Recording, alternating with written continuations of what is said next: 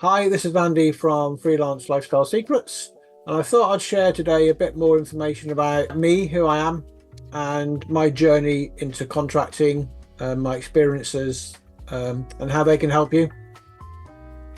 So this is a great picture to start with in terms of just finished Paris 2024. This was 12 years ago, London 2012. Fortunate enough to be, the right place, the right time with the right client to experience holding the Olympic torch. So although I always say I'm not an Olympian by any stretch of the imagination, I guess I always wanted to win and be the best at things. And that's kind of what drove my contracting journey, is really always trying to improve. And hopefully I can pass on those tips to you now. So a little bit more about my employment journey. This is my first kind of full-time role as an employee. WH Smith, big retailer at the time I joined, had grown from their historic one-man and shop into really probably number one on the high street in most UK towns and cities. Went through a quite big expansion when I was there, buying lots of other companies to expand their range, and kind of got omnipresent on train stations, airports, and a nice head office in sunny Swindon. So I used to work up on the top of the tower block, 5th floor, rather than the nice new building that got built in front. But they were a really good company to work with, lots of good training, lots of good experiences there. But like most companies, kind of the economy hit a little bit of a downturn, and looming redundancy. So if you've ever faced redundancy, you know how you feel. Felt the same way. And kind of what I found was, it kind of was a big lesson not to, give my basket of eggs to somebody else to look after, but to actually hold that basket myself and try and get, more eggs elsewhere. The real journey on terms of being not an employee, not being trapped as an employee. So that's kind of what started me looking at IT contracting.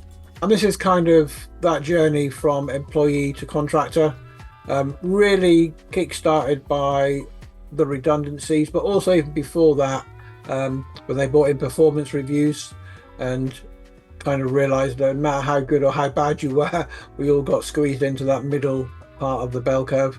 That was kind of a bit of an eye opener in terms of rewards and lack of reward and not getting paid what you think you're worth. Like I say, also followed by kind of economic decline. And then my contracting journey has kind of been all over the place. So it's really interesting to see, if you like, variety and working different sectors. You can see here I've gone from retail to a lot of work with British Telecom, so telecommunications, with Compaq and IT services, who actually bought out DEC, who was kind of the backbone for the WH Smith systems. That was kind of a real highlight, I guess, in terms of company value.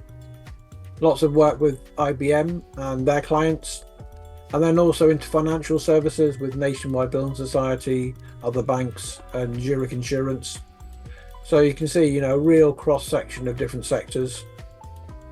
So how did I get into IT contracting? Well, it all started with a guy that came into our office one day, and this was before hot desks and stuff. So we were pretty much, close as a team in terms of working.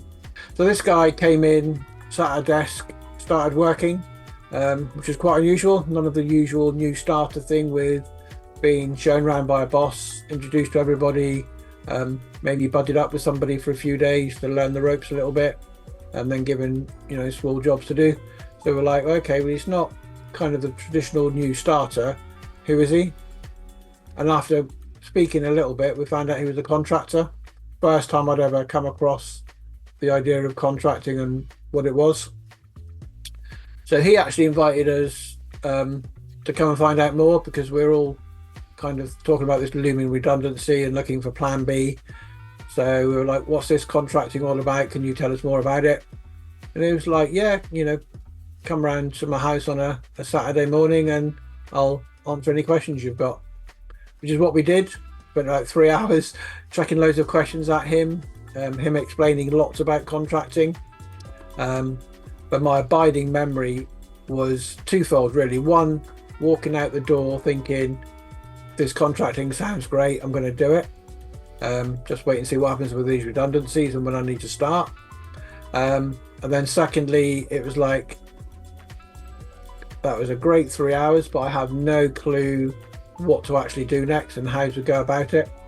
And that's kind of what's driven me to kind of do these videos, produce some training and help people become IT contractors, because there's so much information out there compared to what I had. So I had very little to go on, whereas now it's kind of the opposite.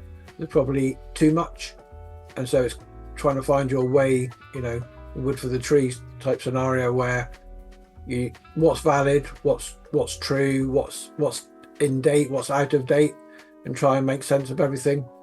So I've kind of done all that work for you, and I can help you therefore start your journey and learn from all my experiences, some of my mistakes, hopefully save you lots of time, money, stress and effort in becoming a contractor, make it a really easy step for you and get your first client and, you know, be successful. That's kind of my goal. So if you want to help do that, there's a form you can fill in to give me a bit of information about you, and if you want some help, then I can get in touch and, you know, get you started on your journey. This is Andy from Freelance Lifestyle Secrets.